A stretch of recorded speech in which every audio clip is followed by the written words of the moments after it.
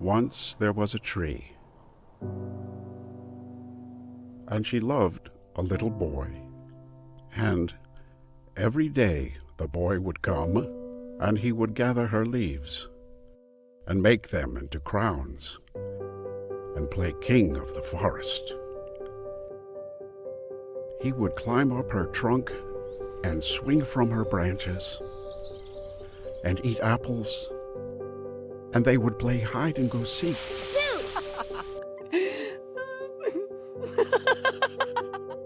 And when he was tired, he would sleep in her shade.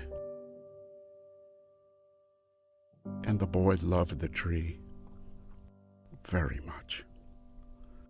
And the tree was happy. But time went by, and the boy grew older.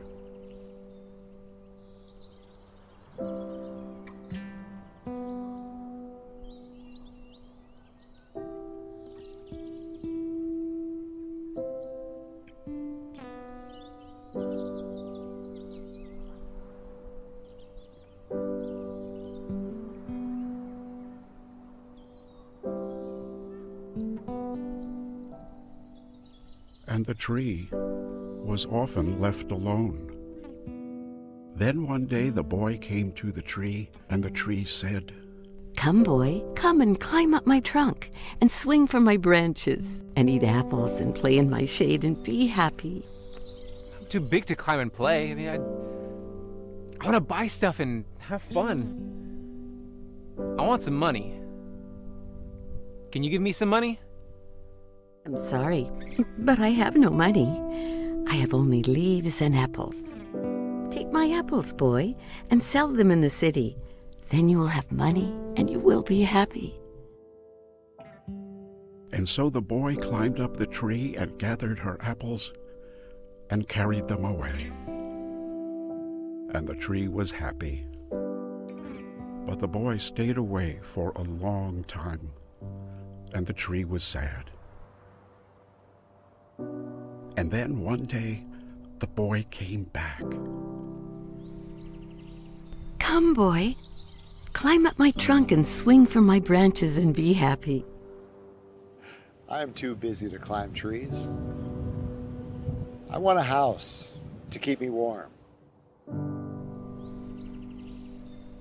I want a wife. And I want children. And so I need a house. Can you give me a house? I have no house. The forest is my house. But you may cut off my branches and build a house. Then you will be happy. And so the boy cut off her branches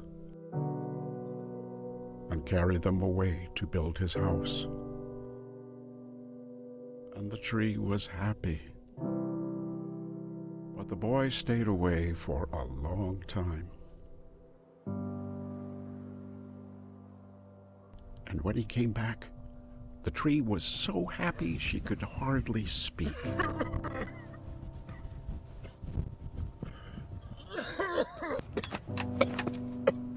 Come, boy. Come and play.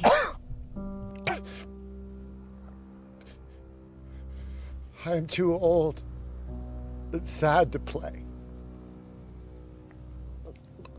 I want a boat to take me far away from here.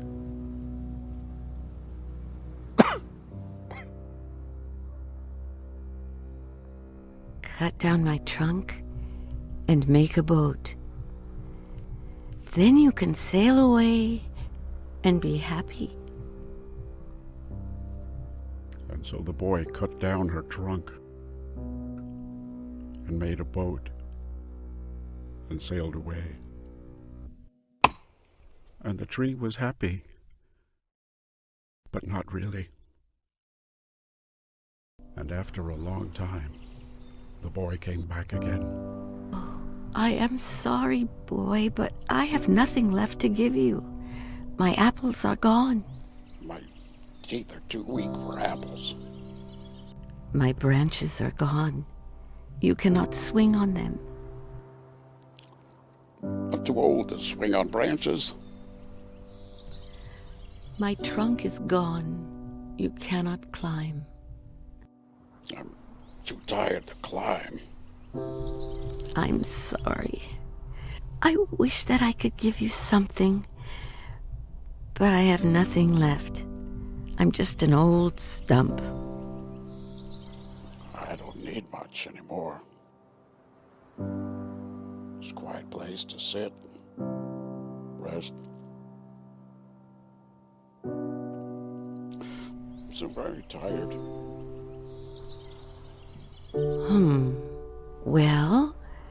Well, an old stump is good for sitting and resting. Come, boy, sit down and rest.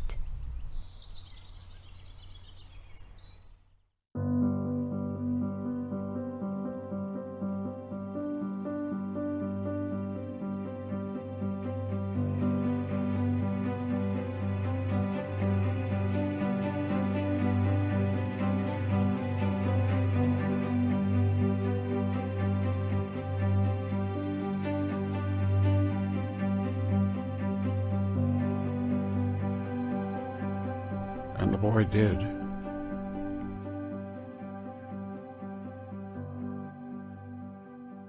And the tree was happy.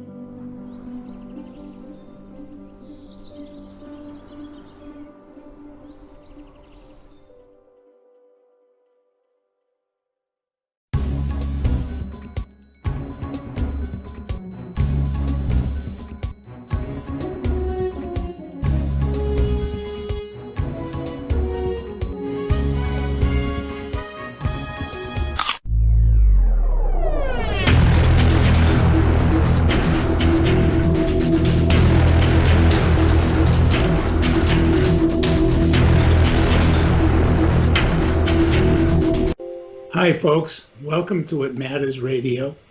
I'm Ken Weene, with me as always, my wonderful co-host, Monica Brinkman.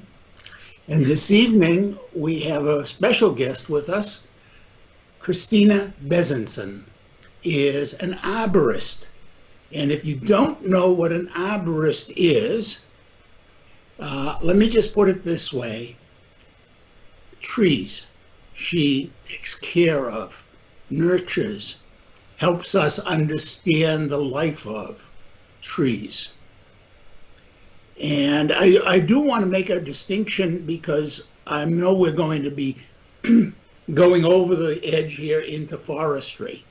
And there is a distinction between forestry, which is the management of the whole forest, and being an arborist, which is specialized, really centering on the individual tree to a certain extent and managing and caring for it. Now, I first heard about Kristina actually in a New York Times article that talked about her work and the work of other arborists. And we are living in a very difficult time for trees because of climate change.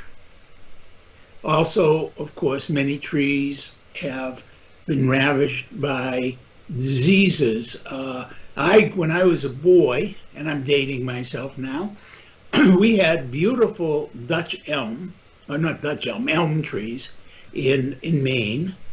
And in Massachusetts, right on the corner next to our house, we had a gorgeous hickory.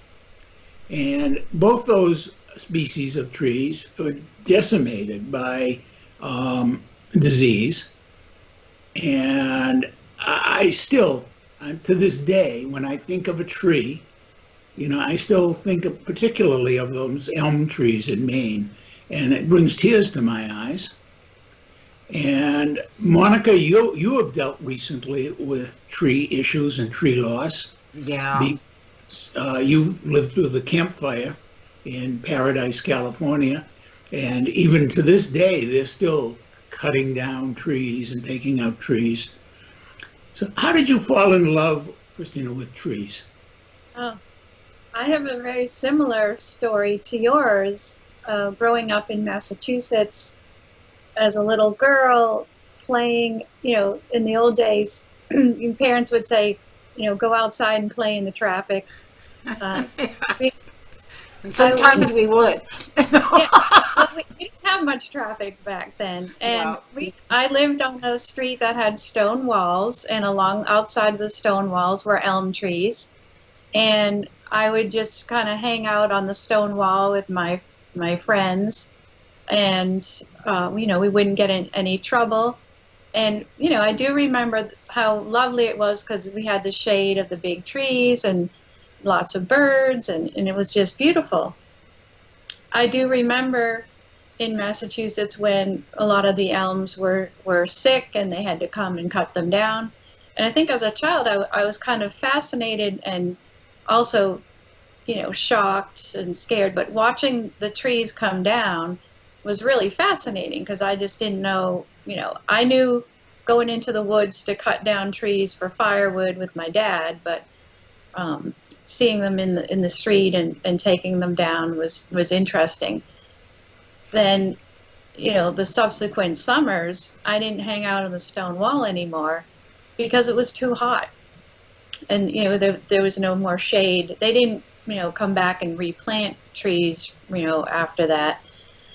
There were a few elm trees that were left over.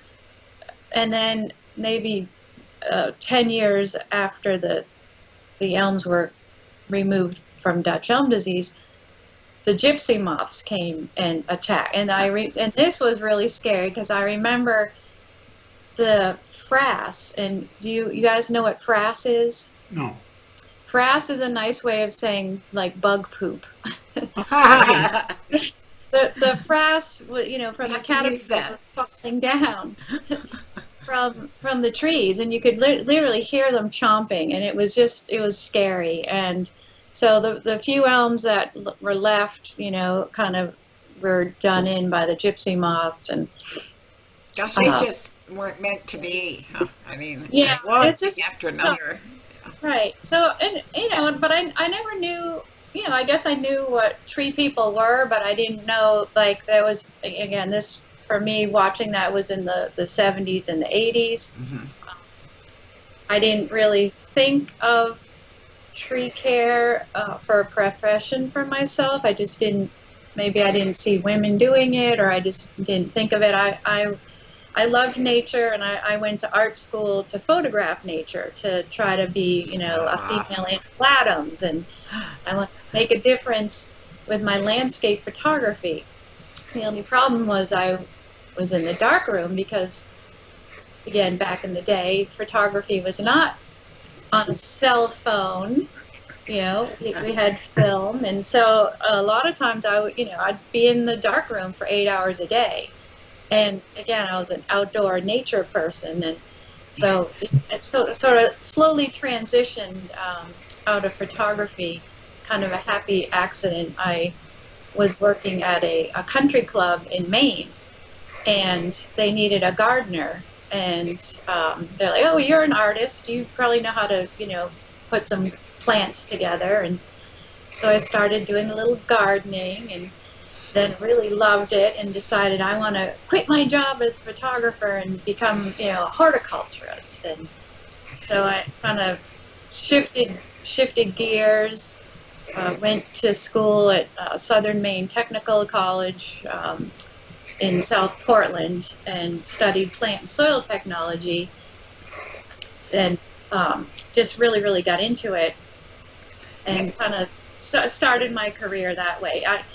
I initially was more of a landscape designer, a horticulturist, but every time I would be with a client, they'd ask me, how are we going to work around this tree? Or do you know what's wrong with this tree? Or this tree needs to come out, or this tree, should I keep this tree or save this tree? I said, I don't know. Let me refer you to one of my classmates, or, a friend who's an arborist, because, I'm just doing the design. And the arborist would come onto the property and they'd point to things, and I'm like, I can do that. And they also made more money than I did, so I'm like, why not? Yeah. I can do some more money, and I really love trees. So again, it just kind of, they're very big plants, so they're, but they're plant. Most people take those big plants for granted. They do, and I don't really know how to tend to them. And they don't think of them as plants. We think of like our tomato gardens and our vegetable gardens and the flowers and shrubs, and then the trees are something different. Right. But they're plants. They're still plants. They're still part of the community. What you're doing in your yard greatly does affect the tree, even though you may be thinking it doesn't. So, that's kind of how, down the road after I went back to school, and then I went and got a master's in horticulture, and, do a little bit of my own consulting besides teach at UMass Amherst. And, I really try to, approach, when someone calls me to look at a tree, I'm like, well, I'm going to come look at your tree, but we're going to talk about the other plants in your yard as well. And right, which is right by itself. No one thinks about that. I had something I noticed when after we returned and rebuilt on our land, there were still some dead trees in the neighbor's yard and ours and all. But I noticed that the healthy trees were interacting with the damaged trees. They were, I swear, they're each one of them, the branches would touch. It was like they knew that they needed strength, but it wasn't just like one tree that happened to. Every one of them did that. And I just found it, I found it fascinating. And some of them are living that I didn't think would. So what do you think, Kristina? Do you think that trees help each other that way? So, the book, The Hidden Life of Trees, had a lot of really cool anecdotes as well as some science in it. And definitely trees are interconnected. That's one of the reasons we lost all the elm trees. Mm-hmm. They were planted 40 feet apart. Their roots grew underground together and grafted together. Their canopies touched. So when you do have a disease or a problem, that's a quick way to spread it, right? That's like, they're not social distancing. So, but again, trees they do like to grow in groups. Again, they kind of, are going to mat their root systems together. So if we're here on the East Coast, we have a lot of wind. So a tree kind of off on its own with no other trees around, sometimes is a little more prone to wind throw, depending on their soils. But if you've got trees in a group, they are kind of protecting each other. Yeah, it just seemed like that. Yeah. So what happens is so when there's land development, someone's coming in, and let's say there's a wooded lot, and then you clear the lot next to it or remove a bunch of trees, all of a sudden those trees that have been growing there maybe 20, 30 years, 40, 50 years, all of a sudden don't have that wall of friends that were next to them, right? Yeah. So then they kind of now all of a sudden be exposed to wind. Maybe the drainage pattern has shifted and changed, so they're not getting the water, or the water is too much. Then they're also getting like sun scald. So because the other trees were protecting their bark, and so it's in my backyard. It's like wide open. Is it also true though that if you have all the same kind of tree, that makes for a vulnerability too. Yeah, that's what we call, in horticulture, we call that a monoculture. And the same, urban foresters, that's kind of another, you did a great definition between arborists and foresters. And then there's the urban forester in New England. They're called tree wardens, because they're kind of caring for the publicly owned trees. So, monoculture is, a whole street lined with the same tree. It could be a big forest plantation, planted with a certain species of pine. Again, it's just opening up for disease and insect problems, because they're just going to go from one tree to another. Right. Many years ago, when I was young, during the Eisenhower years, there was a program that was started in the Department of Agriculture that they would pay basically to plant trees on your property if you own farmland. Mm-hmm. Well, we were not using it as farmland, but we owned a few hundred acres in Maine, and it had been used as a farm. So my father realized, hey, I can get some money and get some nice trees.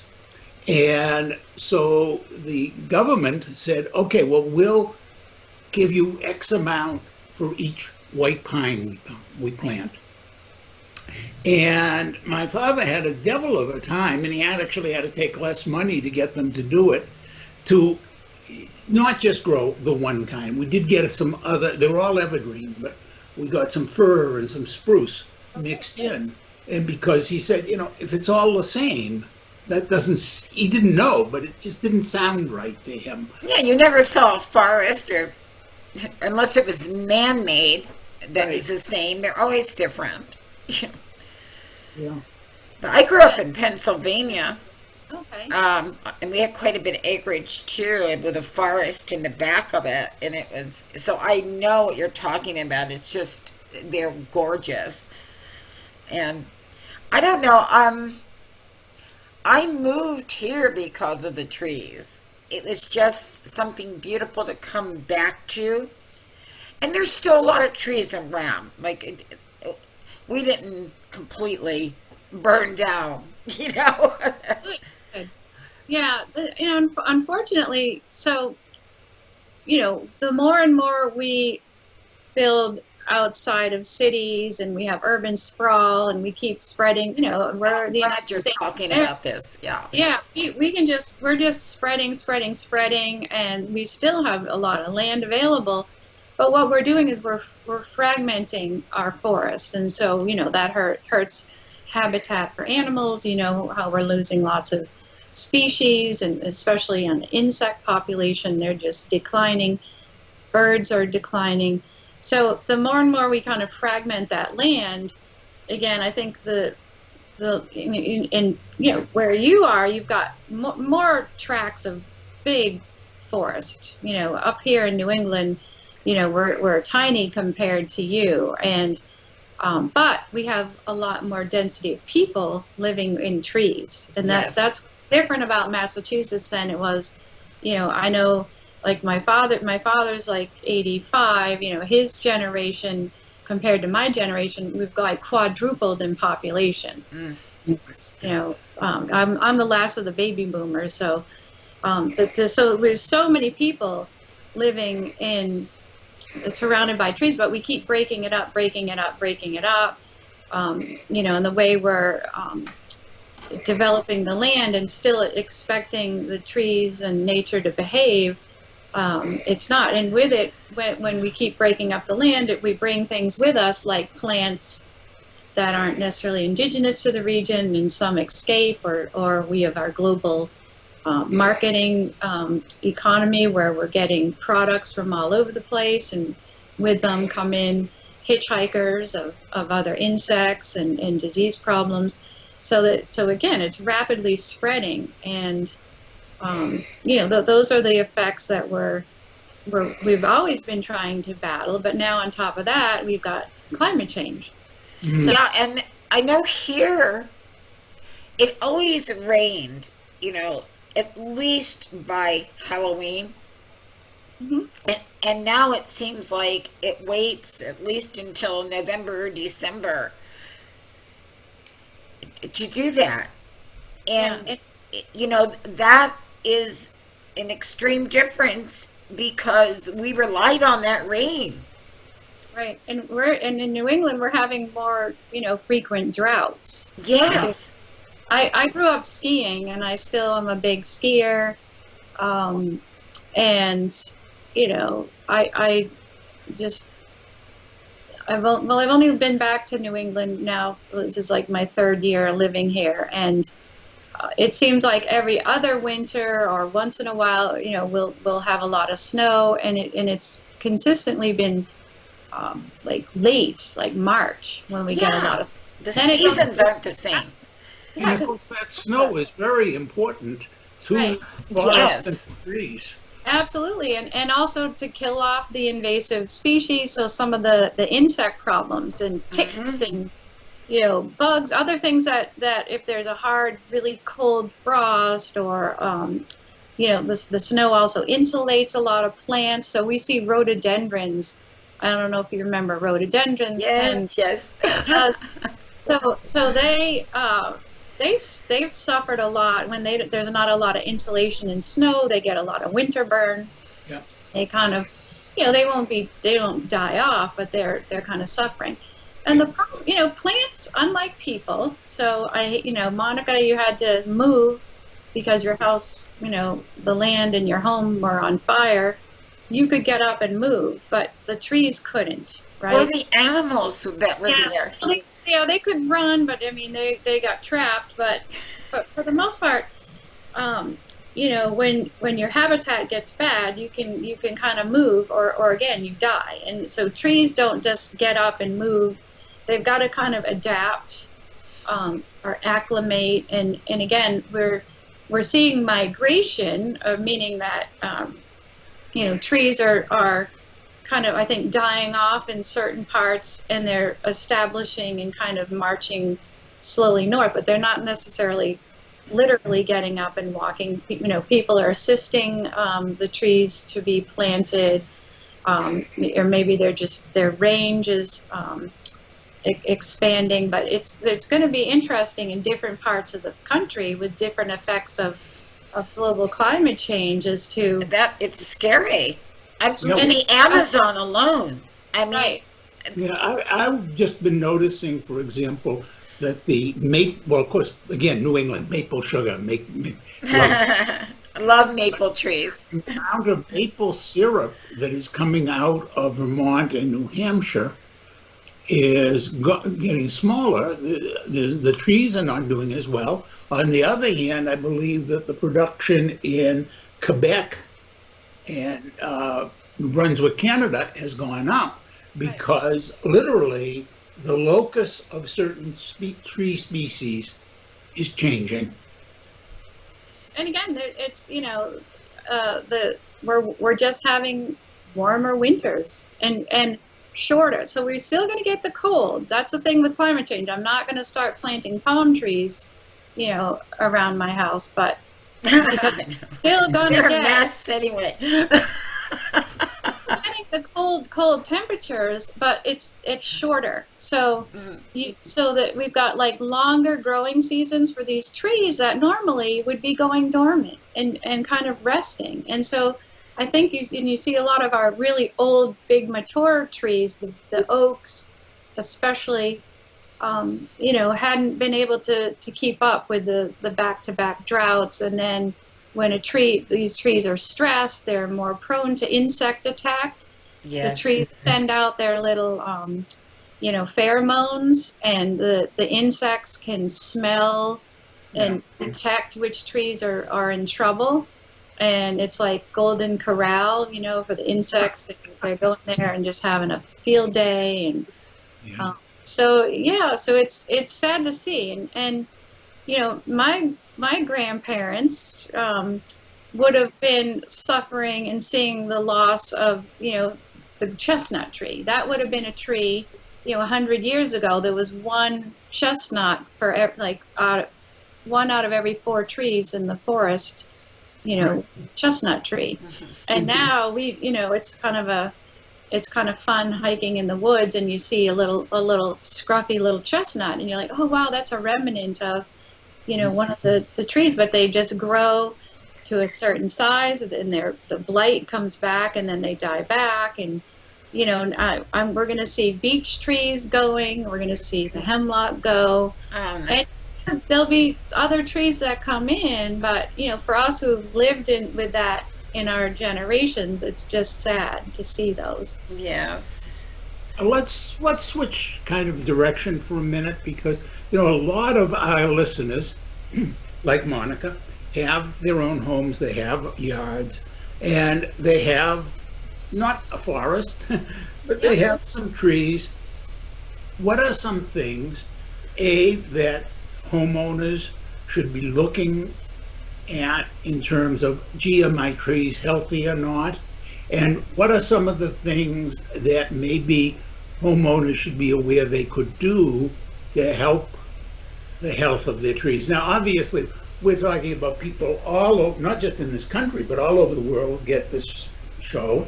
And so we can't talk about all trees, but maybe give some guidelines. Sure. So one of my favorite websites, and I can't remember if I shared it with you, is treesaregood.org. Uh-huh. The word, trees, the word are. And that's from the International Society of Arboriculture.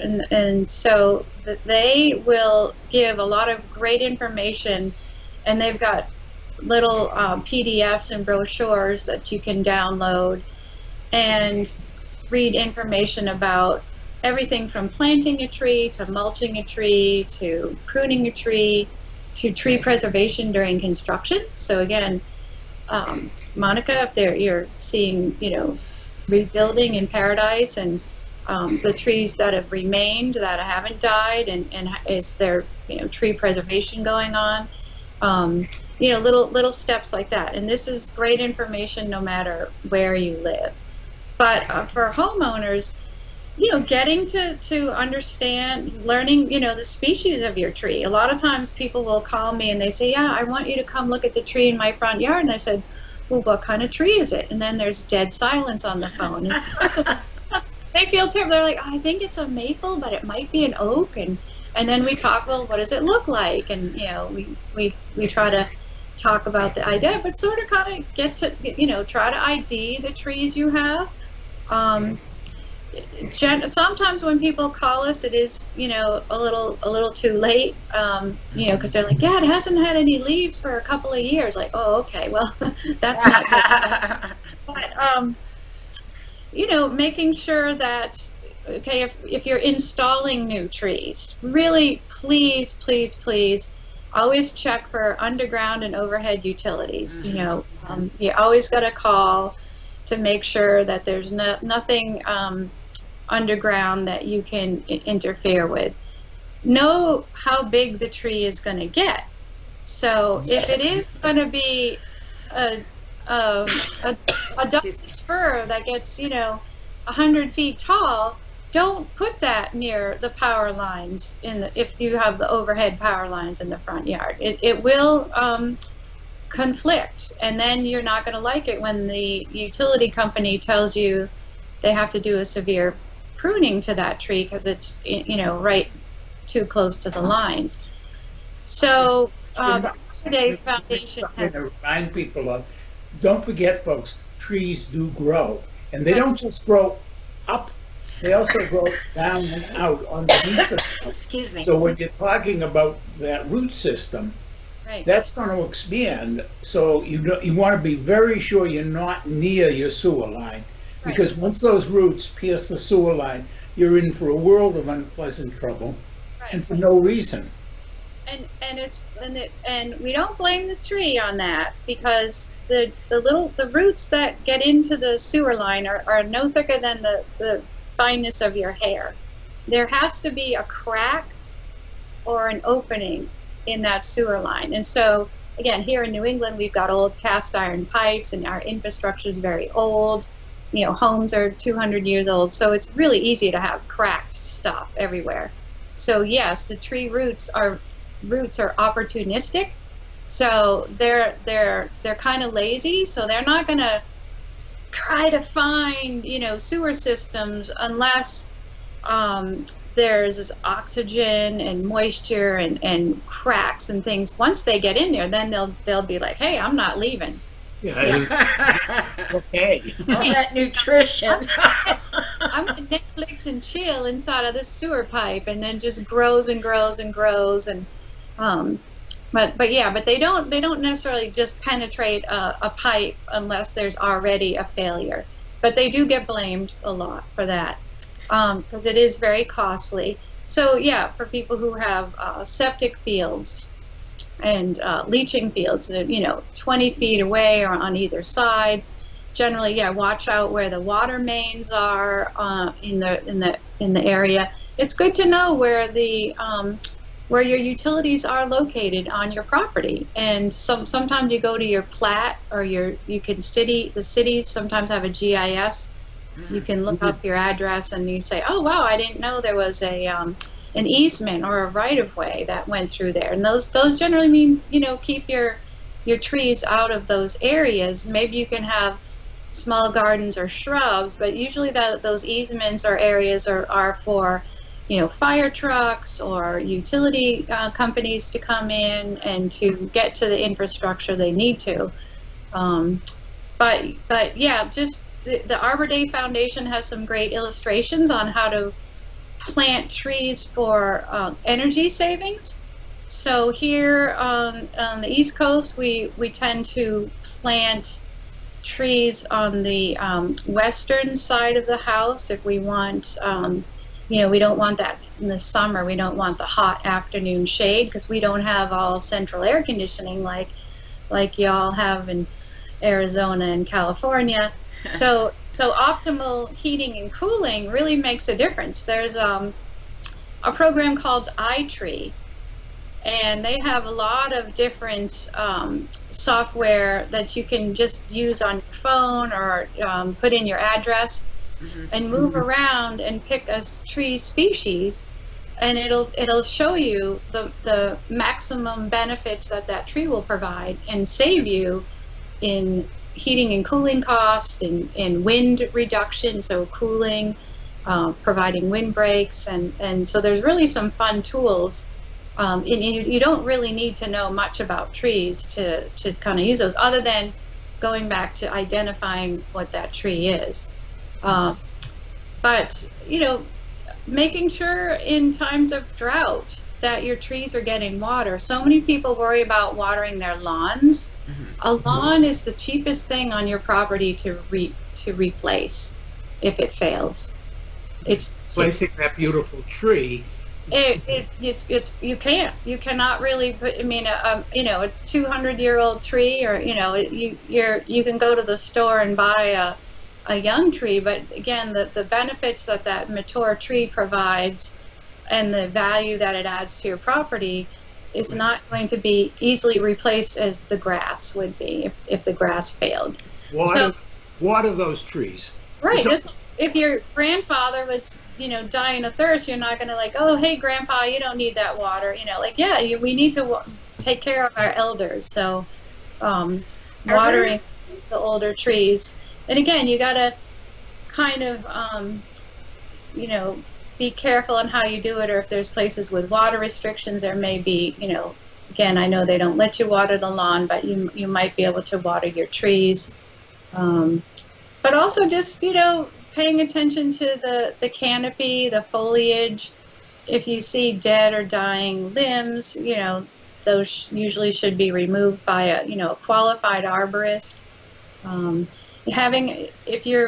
So for California, places where there's been fires, in the southeast where there's a lot of hurricanes, and so we're trying to assess trees after major disasters.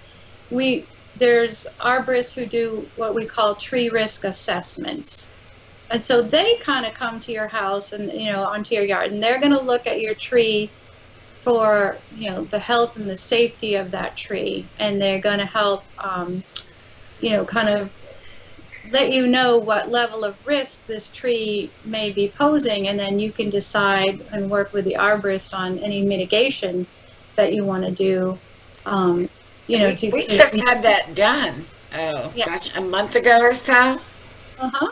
But the county had a program that you went through, and they sent them out, and they've marked the trees already that are coming down. Right, and so what makes a tree like considered a higher risk tree is if there's what we call a target, and a target is usually property or people. So yes. so again, it's not really the tree's fault, but if you can't really move the targets, again, a tree is, because of gravity, it's parts of the tree are just going to fall down. Mm-hmm. It doesn't take much to do some damage, even if it's just a piece of the tree. You don't have to worry about the whole tree sometimes, but just chunks of a tree falling down can do a lot of damage. A lot of weight. Next. Yeah. So that's what kind of puts that's what makes a tree considered a high risk. Yeah. Is if pieces of it that are going to fail, but you also have to have what's it going to hit, and then what are the consequences of that? Oh my gosh, we had one Yeah. in wind maybe 2-3 months ago that actually fell on a propane tank, a burned propane tank. Our neighbors who hadn't moved back yet. Yeah. Oh, yeah. That's so scary. I mean, and we have that danger all the time right now, the people that are here, and it's, what can you do? I mean, Well, the issue you have, because you lose so many trees, again, your soils and your drainage, all of that's being altered. mm-hmm. So, It's brand it new. is, Yeah. right. But the nice thing is that you can plant new trees, and you can go in there and get new vegetation and, try to stabilize the soils and start over. And again, enjoy watching new trees grow. I'm sad when I cut down a tree, but I also have seen enough property damage and been through many hurricanes and, had to deal with FEMA and storm cleanup and, Yes. and so, it again, it's sad to see trees go. They're living things. They don't live forever. But the nice thing is we can start planting new ones and continue on. I like to make sure that Plant smartly for Right. where you live. if we know a tree is kind of in its old age and it's probably going to go in a few years, don't wait until it's gone to plant. So many people say, oh, I won't plant a tree until after we cut this one down. I'm like, well, if you planted one now, You'll have some substance to it. it'll get established. It's going to take, because especially when you transplant a tree, it just doesn't start growing right away. It's got to make up for that root system that it lost when you dug it up and shoved it in a hole, and so they take a while to grow, and that's why, again, trees sometimes don't respond very quickly to changes. Like you think, oh well, we had these fires, or some of them look like they're alive. Well, sometimes trees take a long time to die. Yeah, that's what I worry about, a few of them. I can't tell because they have leaves on the top and they haven't coming out of the sides, but Well, see, that's when a tree risk assessment is good, because a tree can have lots of green foliage on it, and appear to be healthy, but structurally it can be really dangerous. So the tree just needs a tiny little bit of tissue for its vascular system to make that canopy look green, but inside it may not be. And so again, arborists have all kinds of tools and detection devices that we use. The old method is just a rubber mallet, and we sound the tree, kind of check the roots and the trunk, and if it sounds like a drum, then we're like, okay, so there's not a lot of, what they call it, soundwood, not a lot of soundwood left, and maybe there's other detection devices. There's fancy drills and so you can see the inside, huh? Yeah, so we really dig into the science side of how how can we detect whether this tree should, be able to withstand normal weather conditions. We can't predict trees and tornadoes or hurricanes, but we're trying to kind of decide in normal weather patterns how long will this tree, last. Well, it seems we have to address them differently. Yeah, and I wanted to ask, there was a political issue in California that was raised about California and climate change, and I was wondering if you had some thoughts on it.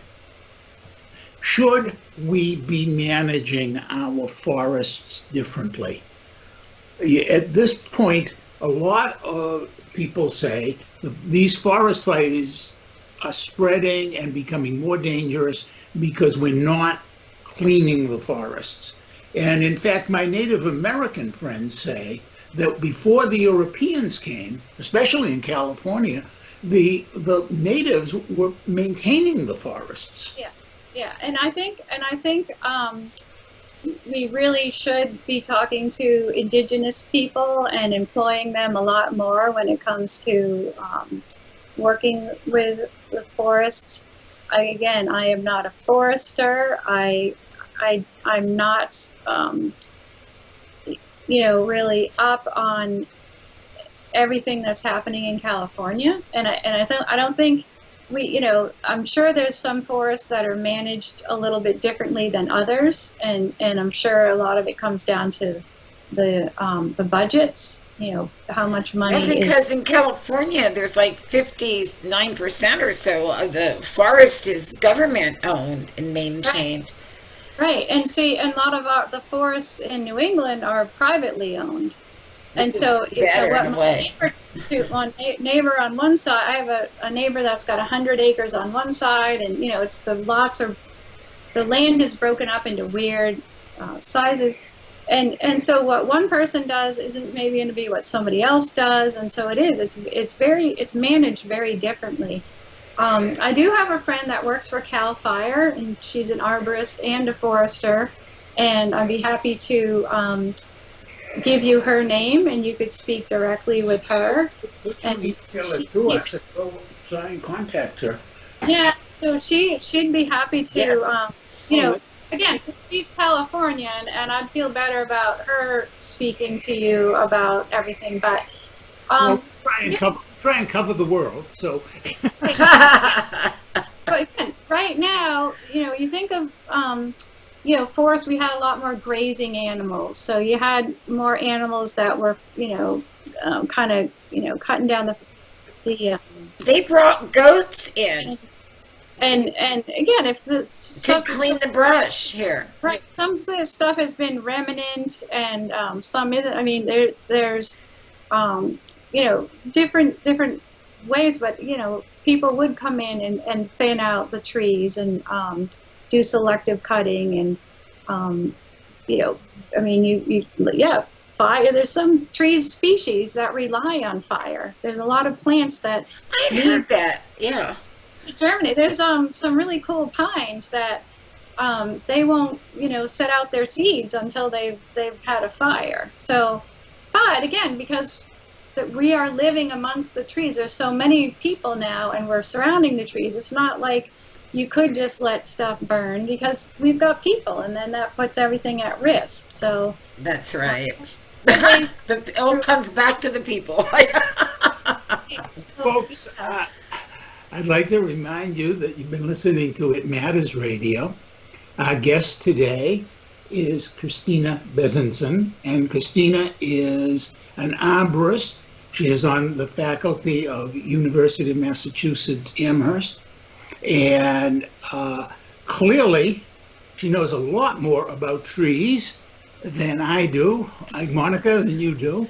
Right. I guess that most people do, which is great. And one of the last thing I want to mention, because, it is important, folks. I know a lot of time, young people today are saying, what can I do with my life? What can I study that will matter?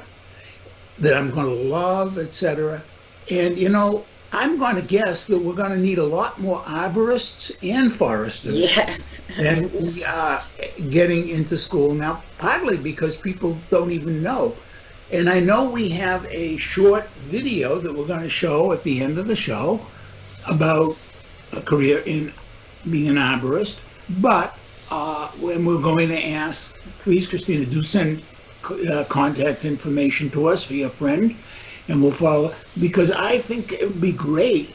And folks, if you have young adults who you're friendly with, who are wondering what to do with their lives, you know, maybe they could listen to this interview, that other one we have it, and maybe it'll help them discover that they have a place in nature that really could matter. So, And Kristina, any parting word of wisdom, tree wisdom you'd like to give us? So, I mean, I love people, and that's why I want to take care of trees, because I want people to have, you know, beautiful, healthy lives and see nature. But if you love birds, if you love fish, if you love animals, they rely on trees. So you will be getting a lot of, you know, conservation and, you know, working with animals if you're really protecting where they live. And there's so many avenues that you can go into as an arborist or a forester. A lot of our jobs overlap, and you have backgrounds in different things, and it's never dull. It's, you know, there's always something to do. Some people never even you know, touch a chainsaw. They only plant trees. Some people are climbing trees all day long, and they're never in the office. And some people, you know, and then some people are, you know, using computers all day in relationship to trees, using satellite imagery. So no matter what talents you have, you will find a job with trees. yeah. Yeah. That is a really nice ad for trees. I love them. Trees need our help, you know, because again, we're living amongst them. So if we want to keep them happy, to keep us happy, you know, we really need more people to take care of them. Exactly. So, yeah.